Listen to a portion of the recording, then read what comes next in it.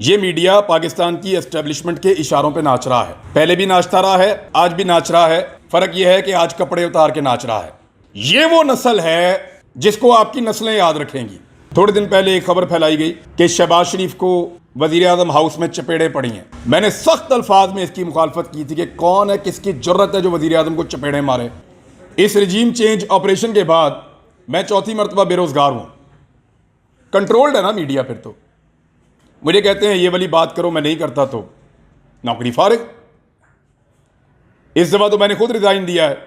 वो मैं नहीं चाहता कि मेरे बोलने की सजा कोई और काटे या मेरे बोलने का जो जुर्म है उसकी सजा किसी और को मिले। और दुनिया ने देखा कि मेरे रिजाइन देते ही क्या हुआ। उस टीवी चैनल को फिर बंद किया गया, बोल टीवी को दोबारा। क्यों? वो कंट्रोल नहीं हो रहे। एक दो टीवी चैनल्स को छोड़ के आपके बाकी सारे टीवी चैनल्स कंट्रोल हो चुके हैं, क्योंकि रिजीम चेंज करने वालों ने फैसला किया था कि ये अब पसंद नहीं है, इसको निकालो और एक अच्छा वाला पपेट लेकर आओ, एक अच्छा वाला मोहरा लेकर आओ, उसको चलाएंगे, उससे काम लेंगे। तो जब रिजीम चेंज हो गया तो उसके बाद अब आटा महंगा थोड़ी होगा, पेट्रोल महंगा थोड़ी होगा, बिजली महंगी थोड़ी होगी।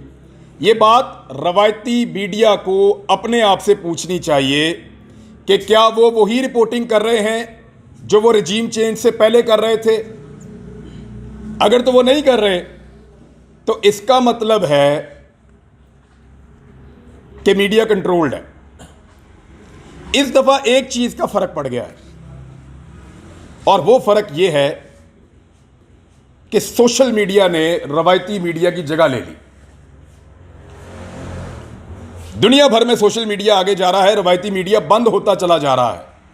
और जो रवायती मीडिया बाकी है वो सोशल मीडिया का सहारा लेने पर मजबूर है। अभी आप इन्हें कहें ना, बड़े बड़े तुर्रम खान चैनल हैं, इन्हें कहें अपने अपने सोशल मीडिया अकाउंट्स बंद कर दें, इन्हें कहें सोशल मीडिया के ऊपर अपनी प्रेजेंस खत्म कर दें और बताएं ये कितने पॉपुलर हैं, तो वो सोशल मीडिया के मरहूने मिन्नत अब हैं, उसके बगैर उनका गुजारा नहीं है। तो सोशल मीडिया के ऊपर एक और बड़ी इंटरेस्टिंग चीज है, यही टीवी चैनल अपने टीवी के ऊपर खबर कुछ और देते हैं, सोशल मीडिया पे कुछ और देते हैं।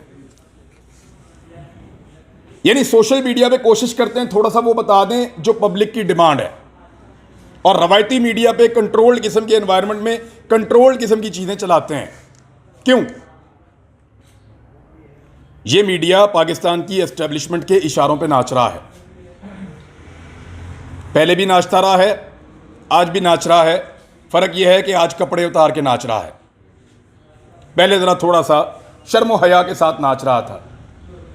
अभी ये बहुत बेहुदा और नंगा नाच है जो पाकिस्तान का मीडिया नाच रहा है पाकिस्तान की एस्टेब्लिशमेंट के कहने के ऊपर। लेकिन पाकिस्तान की कौम इनको देख रही है। अब सोशल मीडिया का दौर है। जो आपने कल किया इस मुल्क के अंदर, कायदे आज़म मोहम्मद अली जिन्ना रहमतुल्लाह अलैह से लेकर बेनज़ीर भुट्टो की शहादत तक और उसके बाद होने वाले रिजीम चेंज ऑपरेशंस तक, जो कुछ भी किया उसके ऊपर वक्त की गर्द पड़ती रही और कंट्रोल्ड इन्वायरमेंट में चीजें कंट्रोल में रही। अब नहीं तो जितना मर्जी आप घसीट लें, 1 साल 2 साल 4 साल 6 साल 10 साल, ये वो नस्ल है जिसको आपकी नस्लें याद रखेंगी। क्योंकि हर चीज को एक जगह पे जाके लॉक लग जाता है ना। एक जगह आती है जहां पे जाके बस अब बंद बन जाता है कि इसके बाद इससे आगे नहीं। वो वाला नहीं, मुझे ऐसा महसूस होता है कि वो आ गया है। मुझे लगता है कि पाकिस्तानी अपने फैसले करने में आजादी से सोचना शुरू हो गए हैं। यही मीडिया कल तक बाकी पॉलिटिकल पार्टीज की एहतजाजी रैलियों को, जलसों को, पथराव को, पुलिस के साथ तसादुम को ग्लोरीफाई करता था। ग्लोरीफाई। आज यार एक पॉलिटिकल पार्टी है, उसको ये मीडिया दहशतगर्द बनाना चाहता है, लेकिन बन नहीं रहा। क्योंकि बयानिया बनाने का काम जो कल तक मीडिया के पास था पाकिस्तान के, और एस्टेब्लिशमेंट की ख्वाहिश पे बयानिया बना था, बना करता था, आज वो बयानिया पाकिस्तान के डिजिटल मीडिया पे बन रहा है। तो डिजिटल मीडिया के जो प्लेटफॉर्म्स हैं उन्हें इकट्ठे होना चाहिए। मैंने अरशद शरीफ भाई को फ़ोन किया, मैंने उन्हें कहा कि अरशद भाई आप अपना सोशल मीडिया के ऊपर एक व्लॉग शुरू करें। He was not in Pakistan. तो उन्होंने मुझे कहा कि वो मेरा फील्ड नहीं है, मैंने कभी किया नहीं है और मुझे उसके बारे में ज़्यादा पता भी नहीं है। तो मैंने अरशद भाई से कहा, मैंने कहा आप करें अरशद भाई, इसके कुछ फ़ायदे होंगे। नंबर एक, जो लोग आपको चुप करवाना चाहते हैं वो नाकाम हो जाएंगे। नंबर दो, आपके अंदर जो एक जर्नलिस्ट का कथारसिस यही होता है कि वो बोले और बात बताए। एक जर्नलिस्ट जो है उसको तकलीफ यही होती है कि उसकी आवाज़ पहुंचनी चाहिए। मैंने कहा आपको एक इनर पीस भी होगा कि जो आप कहना चाहते हैं वो आप कह रहे हैं और बात लोगों तक पहुंच रही है। दो चीज़ें। तीसरा, मैंने उन्हें कहा कि ये पता चलना चाहिए कि हम में और मुल्क दुश्मनों में बहुत फ़र्क है। मुझे पता है अरशद शरीफ बाहर जाकर भी जो बात करेगा वो वही करेगा जो कानून और आइन के मुताबिक होगी। अरशद शरीफ ने बाहर जाके कोई पाकिस्तान का गद्दार नहीं बन जाना था।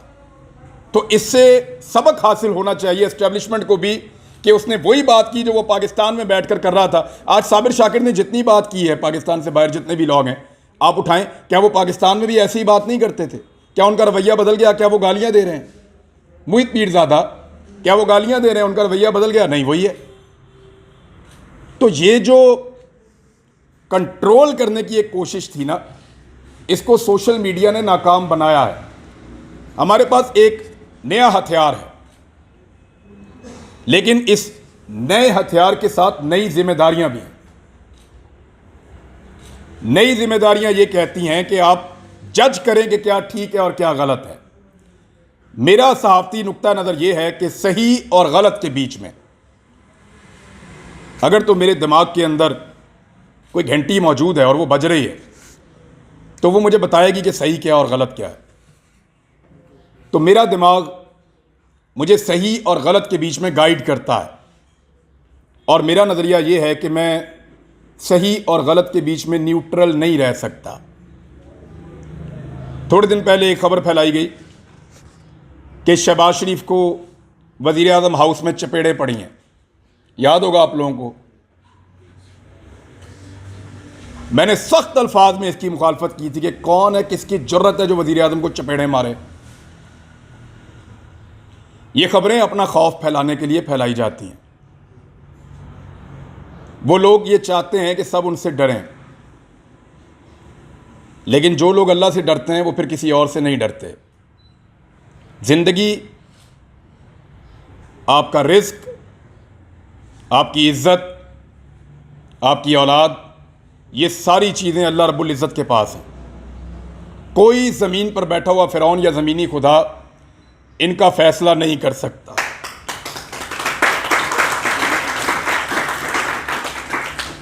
खुद फैसला कीजिए। आपको लगता है कि ये वाला मौक़िफ़ ठीक है? सोशल मीडिया का एक ही फार्मूला है जो मुझे समझ आया। रवायती मीडिया ने हमें बैलेंस करने के नाम के ऊपर बहुत खबार किया है पाकिस्तानियों को कि जी मैं बैलेंस कर रहे हैं। पता है एंकर को वो सच बोल रहा है, ये झूठ बोल रहा है, फिर झूठे और सच्चे के बीच में बैलेंस क्रिएट कर रहा है। नहीं होना चाहिए भाई। वो पता है सच बोल रहा है, खुद खड़ा होकर देख रहा था वहां पे, साफ ही है, अपनी आंखों से देखा हुआ, पता है वो सच बोल रहा है, पता है ये झूठ बोल रहा है, पता है 55 रुपए का आटा बहुत महंगा था, पता है 155 रुपए का बहुत सस्ता है, फिर बैलेंस कर रहा है। तो ये वाला बैलेंस मेरे से तो नहीं होता। और याद रखिएगा, सोशल मीडिया पे कामयाबी का सिर्फ एक रास्ता है कि कन्विक्शन के साथ बोलो। जो बात करो उसके ऊपर आपको खुद पूरा यकीन होना चाहिए।